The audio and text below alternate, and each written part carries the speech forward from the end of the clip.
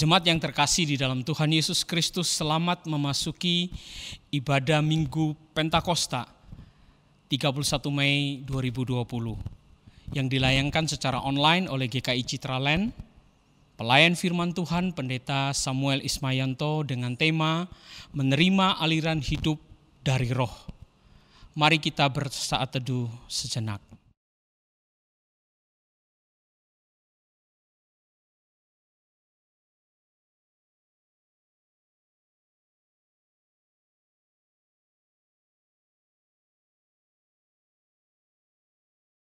Jemaat yang terkasih, seperti pada peristiwa turunnya Roh Kudus, umat dihimpunkan Tuhan dari berbagai penjuru dunia, dipanggil bersekutu di hadirat-Nya, dan kehadiran Allah nyata melalui pencurahan Roh Kudus.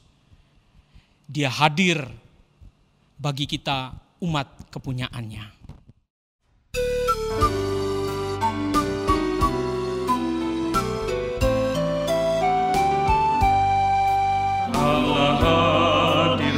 Kita dan hendak memberi berkat, melimpahkan kuasa Roh-Nya bagai hujan yang lebat. Dengan Roh Kudus ya Tuhan, umat-Mu berkatilah, baharui hati kami, oh curahkan kurnia.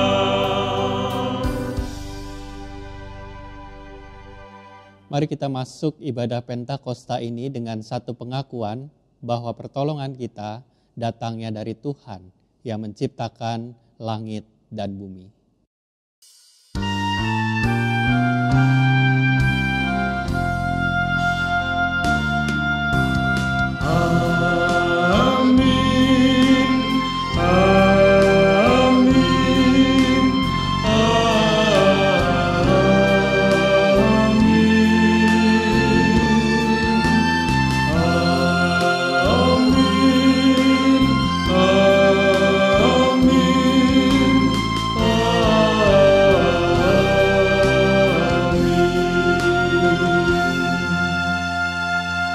Damai Kristus besertamu.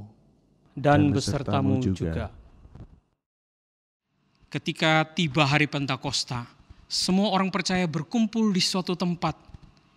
Tiba-tiba turunlah dari langit suatu bunyi seperti tiupan angin keras yang memenuhi seluruh rumah, di mana mereka duduk. Dan tampaklah kepada mereka lidah-lidah seperti nyala api yang bertebaran dan hinggap pada mereka masing-masing. Maka penuhlah mereka dengan Roh Kudus, lalu mereka mulai berkata-kata dalam bahasa-bahasa lain seperti yang diberikan Roh itu kepada mereka untuk mengatakannya. Kisah Para Rasul pasal yang kedua, ayat yang pertama sampai dengan ayat yang keempat.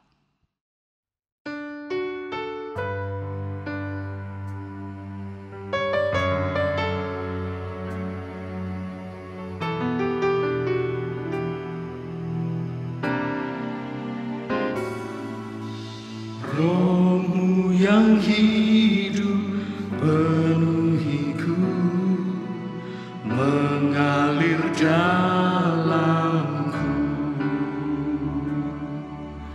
Jiwaku tenang bersama-Mu dalam naungan-Mu.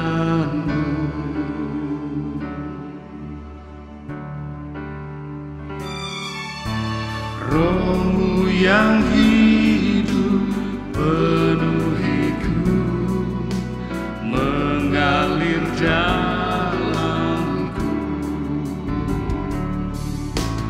Jiwaku tenang bersama-Mu dalam naungan-Mu. Ku buka hati jamahan-Mu, berserah penuh di hadirat-Mu. Kau ambil alih seluruh hidupku di altar-Mu.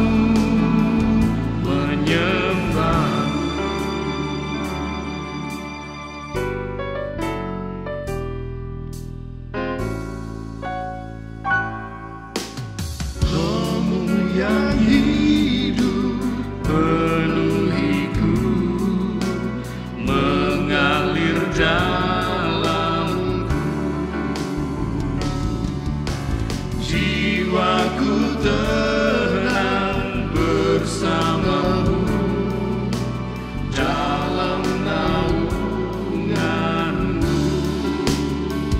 Ku buka hati untuk jamahanmu, berserah penuh di hadiratmu. Kau ambil alih seluruh hidupku di altarmu, menyembahmu di altarmu, menyembahmu.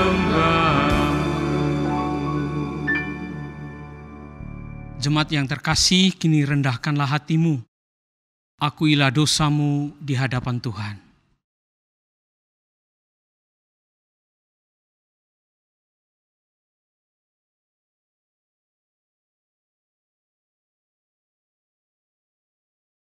Bapa yang Maha Pengampun, terimalah pengakuan dosa umat-Mu. Ya Roh Kudus, baharuilah hati kami untuk selalu mengandalkan-Mu dalam setiap laku dan tindak kami. Dalam Kristus kami memohon. Amin.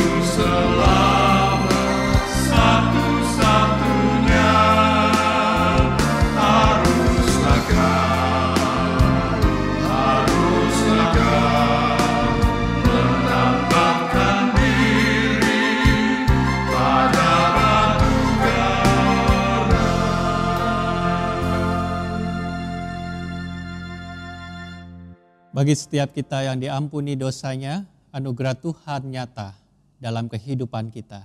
Demikian sabdanya tertulis dalam Yohanes 14 ayat yang ke-26. Tetapi penghibur, yaitu Roh Kudus yang akan diutus oleh Bapa dalam namaku.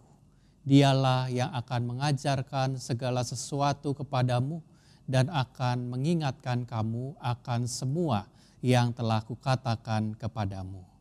Demikianlah berita anugerah dari Tuhan. Syukur kepada Allah.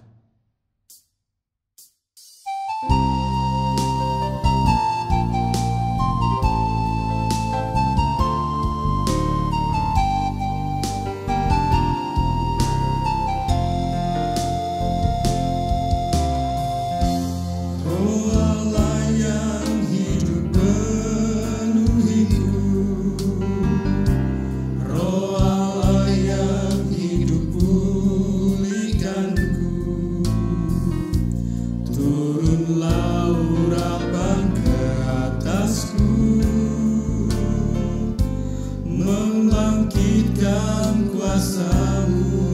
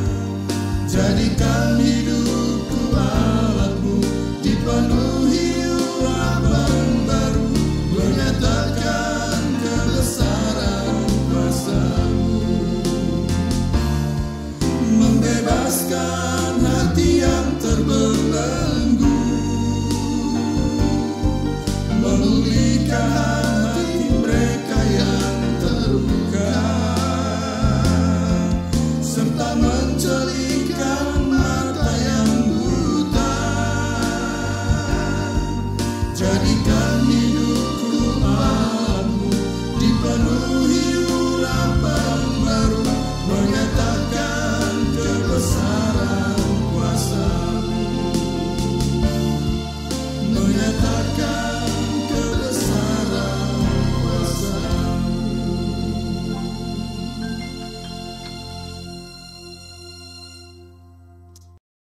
Mari kita berdoa.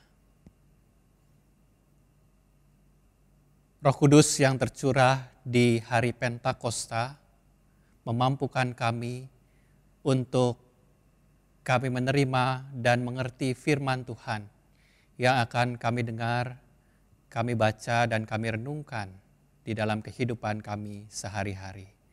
Roh Kudus itulah yang hadir di tengah-tengah kehidupan kami, memulihkan hati kami, juga memperbaharui kehidupan kami.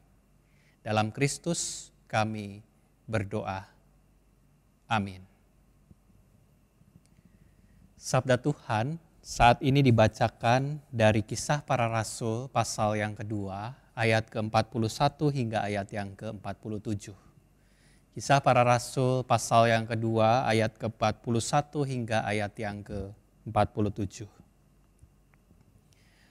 Orang-orang yang menerima perkataannya itu memberi diri dibaptis, dan pada hari itu jumlah mereka bertambah kira-kira 3.000 jiwa. Mereka bertekun dalam pengajaran rasul-rasul dan dalam persekutuan, dan mereka selalu berkumpul untuk memecahkan roti dan berdoa. Maka ketakutanlah mereka semua, sedang rasul-rasul itu mengadakan banyak mujizat dan tanda. Dan semua orang yang telah menjadi percaya tetap bersatu, dan segala kepunyaan mereka adalah kepunyaan bersama. Dan selalu ada dari mereka yang menjual harta miliknya, lalu membagi-bagikannya kepada semua orang sesuai dengan keperluan masing-masing. Dengan bertekun dan dengan sehati, mereka berkumpul tiap-tiap hari dalam rumah, dalam bait Allah. Mereka memecahkan roti di rumah masing-masing secara bergilir dan makan bersama-sama dengan gembira dan dengan tulus hati sambil memuji Allah. Dan mereka disukai semua orang, dan tiap-tiap hari Tuhan menambah jumlah mereka dengan orang yang diselamatkan. Demikianlah pembacaan firman Tuhan, lakukanlah seturut perintahnya. Haleluya. Haleluya, haleluya, haleluya.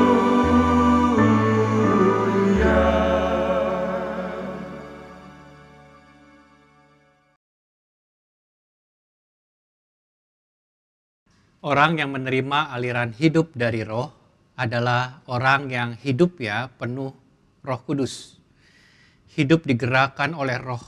Lalu apa tanda-tandanya kepenuhan Roh Kudus di dalam diri seseorang?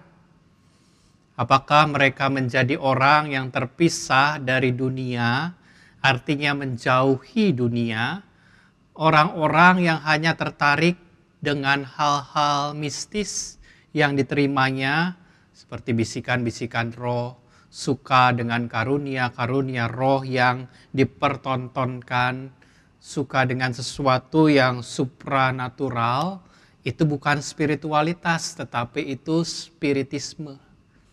Tetapi kalau spiritualitas itu kerohanian kita. Jadi kalau spiritisme, orang-orang yang hanya tertarik pada hal-hal yang ada di dunia roh, yang spektakuler, yang supranatural, namun biasanya hanya menjadi letupan sesaat saja.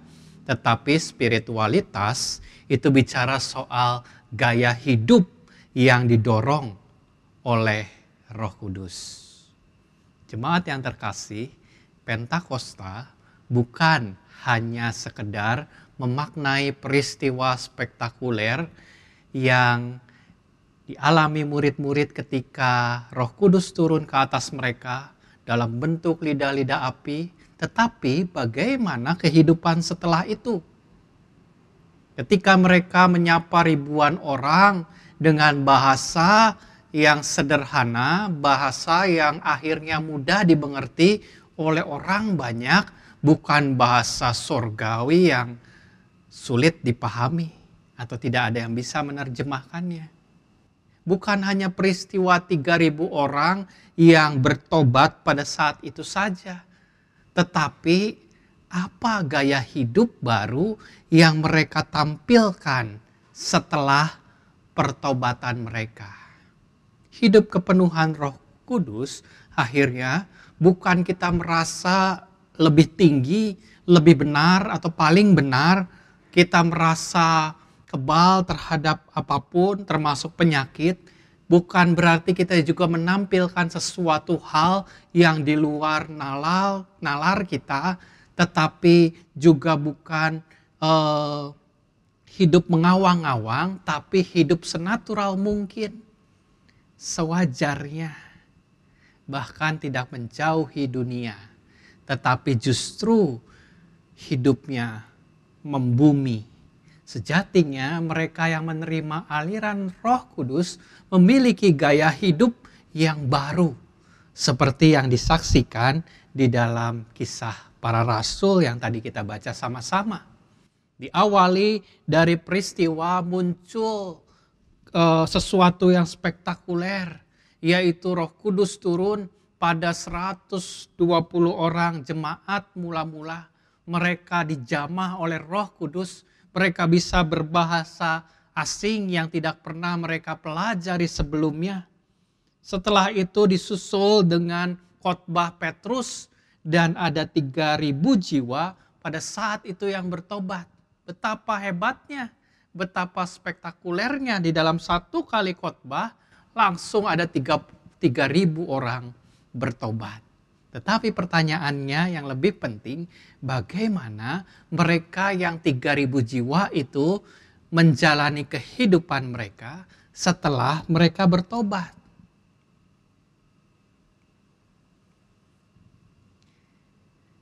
Mereka justru hidup lebih membumi. Mereka justru hidup lebih manusiawi. Mereka tidak meninggalkan dunia. Setelah Roh Kudus bekerja dengan luar biasa, mereka hidup dengan begitu normal. Bahkan lebih manusiawi dari sebelumnya. Karena mereka lebih memikirkan orang lain. Lebih peduli pada kebutuhan orang lain. Dan itulah tanda orang yang penuh dengan Roh Kudus. Jadi Bapak Ibu Saudara sekalian, semakin rohani seseorang, maka membuat dirinya semakin manusiawi. Bukan hidupnya, bukan dari ego manusianya lagi yang bekerja, tetapi Roh Kudus yang menggerakkan seluruh kehidupannya. Semakin rohani seseorang, maka akan semakin manusiawi dia menjalani kehidupannya. Jadi semakin rohani kita, semakin kita pandai berinteraksi dengan sesama kita. Artinya semakin membumi. Seperti yang dilakukan oleh jemaat mula-mula pada saat itu di ayat ke-41. Dikatakan orang yang menerima perkataan itu memberi diri dibaptis. Dan mereka bertekun dalam pengajaran rasul-rasul. Kemudian diulangi di ayat yang ke-46. Dengan bertekun dan dengan sehati mereka berkumpul tiap-tiap hari di rumah ibadat. Mereka bertekun dalam pengajaran para rasul. Mereka memiliki ketekunan. Bertekun setiap hari bersama-sama. Kata tekun di dalam bahasa Yunani diterjemahkan sebagai proskartereo, yang artinya ketahanan, dan di dalamnya ada fokus. Bicara soal ketekunan, bicara soal ketahanan, bukan hanya bicara soal berapa waktu lamanya seseorang itu bisa bertahan, tetapi bicara soal fokus, yaitu berarti berdedikasi. Sama seperti kita berdedikasi mengikut Tuhan. Toh bukan soal berapa lama, bukan tahan berapa lama kita mengikut Tuhan, tetapi soal fokus kepada siapa yang kita ikuti. Ada banyak pengikut Kristus kalau ada persoalan, ada pergumulan, sulit untuk bertahan. Sulit bertahan itu karena hanya terpaku pada waktu kapan selesai masalahnya. Berapa lama lagi Tuhan? Tapi bertahan berarti fokus pada Tuhannya, bukan pada masalahnya. Berdedikasi bukan pada masalahnya. Dan itulah yang disebut bertekun. Contohnya untuk menjadi seorang dokter perlu waktu belasan tahun baru bisa jadi dokter. Dan yang berhasil adalah yang berdedikasi, yang bertekun, bukan yang cuma bisa bertahan belasan tahun. Setelah itu lalu balas dendam untuk mencari keuntungan sebesar-besarnya. Kalau modalnya hanya bertahan, maka tidak akan kuat, tidak akan berhasil. Jemaat mula-mula bertekun dalam pengajaran dan di dalam persekutuan. Apa sih yang ada di bayangan kita tentang persekutuan itu? Apa artinya persekutuan? Apakah kumpul-kumpul seperti paguyuban begitu? Bukan, tetapi di sini persekutuan dimaknai sebagai koinonia. Bukan hanya seperti kita datang persekutuan tengah minggu misalnya, ada makanan di situ, kita nyanyi-nyanyi, lalu ditanya siapa yang mau kesaksian, lalu kita dapat firman, berdoa, lalu pulang. Bukan itu. Tetapi koinonia tidak dibatasi dengan sekedar persekutuan doa, tetapi ada unsur kebersamaan. Bersama di dalam hal apa? Di ayat 44 dikatakan kebersamaan itu dikatakan segala kepunyaan mereka adalah kepunyaan bersama. Itulah makna kebersamaan, itulah makna koinonia.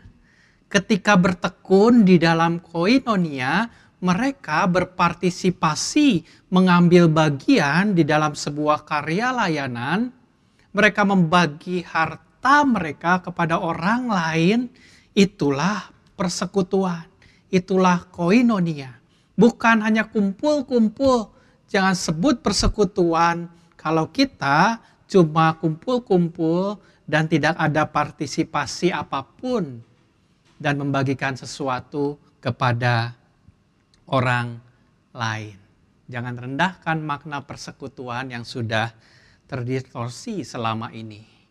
Dan luar biasanya persekutuan jemaat mula-mula diceritakan selalu ada dari mereka yang menjual harta mereka untuk seseorang yang membutuhkan.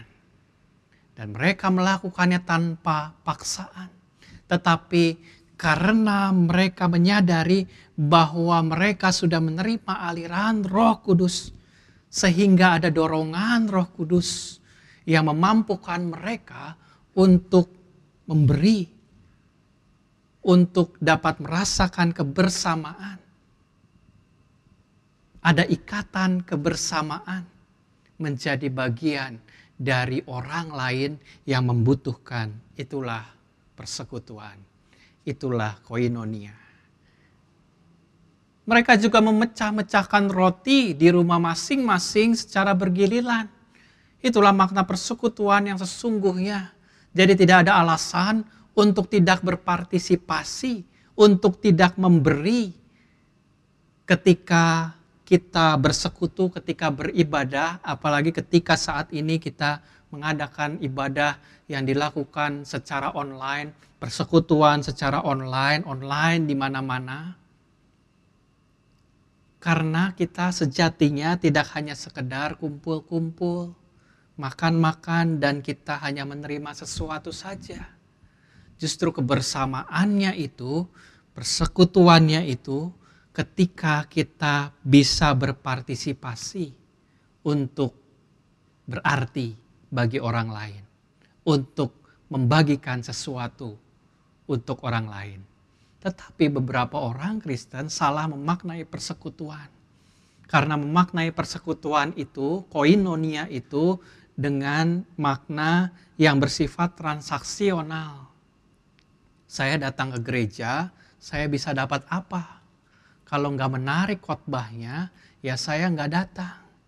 Dan beberapa orang menyesal, waduh saya nggak dapat apa-apa dari persekutuan hari ini.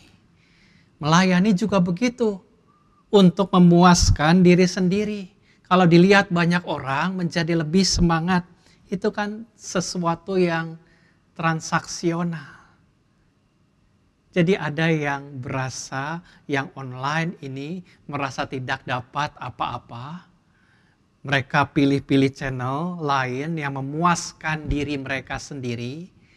Tidak merasa dapat ibadahnya karena merasa tidak ada kumpul-kumpulnya.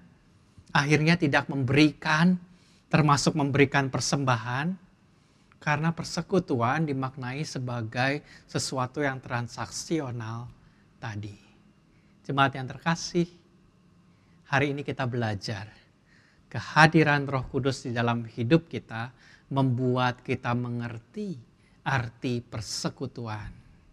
Yaitu bertekun, bukan hanya bertahan soal waktu, tetapi kita berdedikasi. Memberi apa yang menjadi milik kita untuk gereja, untuk orang lain yang membutuhkan. Disitulah ada kebersamaan. Ketika kita merasa jadi bagian dari gereja, maka kita bisa memberi.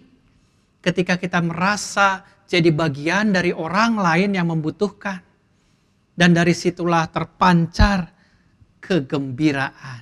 Di ayat yang ke-46, yang bagian B, ketika mereka memecahkan roti di rumah masing-masing secara bergiliran, dan makan bersama-sama dengan gembira dan dengan tulus hati sambil memuji Allah. Persekutuan menjadi bermakna bukan ketika kita makan dan kita kenyang sendiri. Tetapi ketika ada orang lain di luar sana yang bisa dikenyangkan dengan apa yang kita bagikan. Disitulah terletak kegembiraannya. Disitulah terletak kebersamaannya. Dan Roh Kudus yang akan menggerakkan kita untuk terus hadir, terus membumi dengan cara kita memberikan harta milik kita untuk orang-orang yang membutuhkan. Mari kita lanjutkan ibadah kita, persekutuan kita, kebersamaan kita dimanapun kita berada. Amin. Saat hening untuk kita sejenak.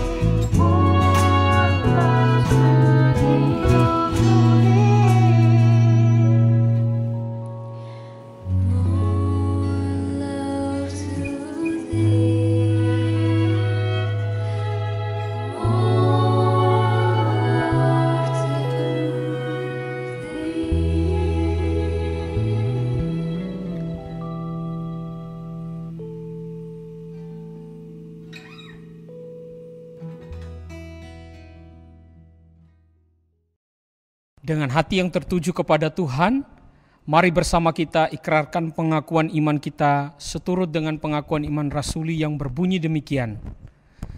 Aku percaya kepada Allah, Bapa yang Maha Kuasa, Khalik langit dan bumi, dan kepada Yesus Kristus, anaknya yang tunggal Tuhan kita, yang dikandung daripada Roh Kudus, lahir dari anak darah Maria, yang menderita sengsara di bawah pemerintahan Pontius Pilatus, disalibkan, mati dan dikuburkan, turun ke dalam kerajaan maut, pada hari yang ketiga, bangkit pula dari antara orang mati, naik ke sorga, duduk di sebelah kanan Allah, Bapa yang Maha Kuasa, dan dari sana Ia akan datang untuk menghakimi orang yang hidup dan yang mati.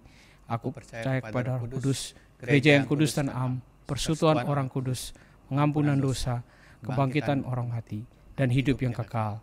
Amin. Mari kita menaikkan syafaat kita. Bapa di surga, Bapa yang baik, kami mengucap syukur. Kami boleh memaknai Pentakosta dan Roh Kudus hadir di tengah-tengah kehidupan kami, di tengah-tengah keluarga kami, di tengah-tengah masyarakat, di tengah-tengah dunia ini. Dan Roh Kudus itu sendiri yang menuntun setiap kehidupan kami hari lepas hari. Roh Kudus itu sendiri yang hadir di dalam setiap pergumulan, persoalan kehidupan kami, setiap jemaat-Mu di dalam menjalani kehidupan di masa pandemi ini.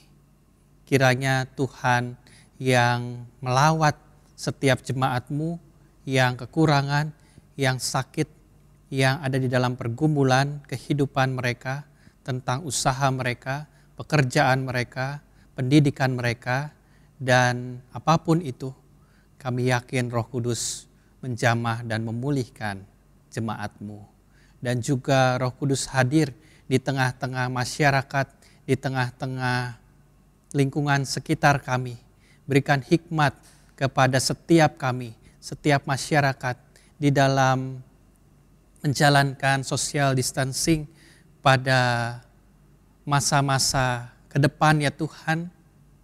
Kiranya hikmat Tuhan bekerja untuk setiap mereka, memberikan ketabahan, memberikan daya tahan kepada mereka untuk mereka ada dan tinggal dan mengurangi segala aktivitas mereka sehingga wabah COVID-19 ini boleh segera Tuhan pulihkan. Dan kami boleh menjalani kehidupan yang baru, yang lebih baik lagi di ke depan. Kami berdoa buat pemerintah, buat setiap kebijakan-kebijakan yang dijalankan, sehingga kebijakan itu juga boleh berasal dari hikmat daripada Tuhan sendiri.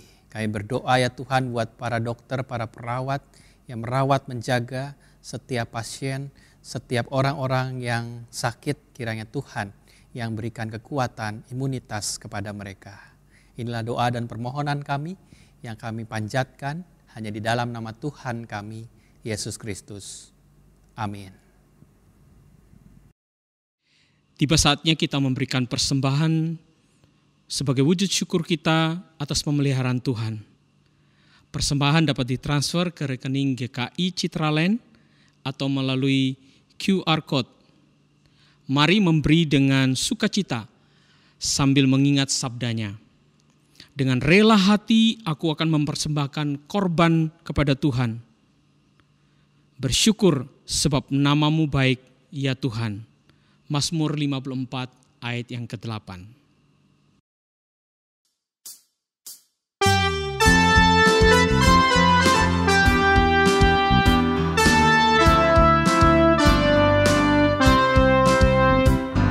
Besarlah kasih Bapa-Ku, selalu melingkupiku, di mana-mana diriku diasuhnya.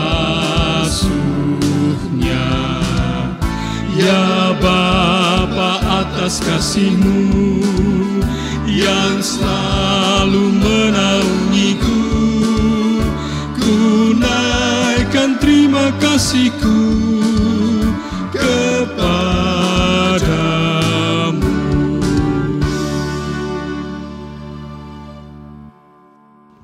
Mari kita berdoa. Kami menghadap Tuhan membawa persembahan kami, terlebih diri dan hati kami. Kami persembahkan kepadamu sebagai ungkapan syukur atas pemeliharaanmu di dalam kehidupan kami. Hanya di dalam Kristus kami berdoa. Amin.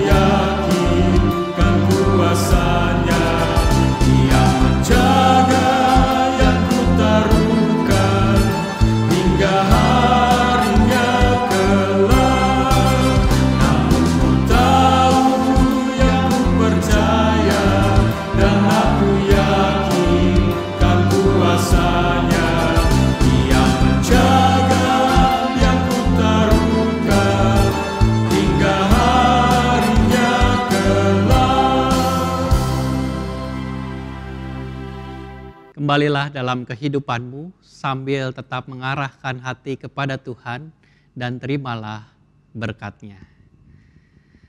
Tuhanlah penjagamu, Tuhanlah naunganmu di sebelah tangan kananmu. Matahari tidak akan menyakiti engkau pada waktu siang atau bulan pada waktu malam. Tuhan akan menjaga engkau terhadap segala kecelakaan. Ia akan menjaga nyawamu. Tuhan akan menjaga keluar masukmu dari sekarang sampai selama-lamanya.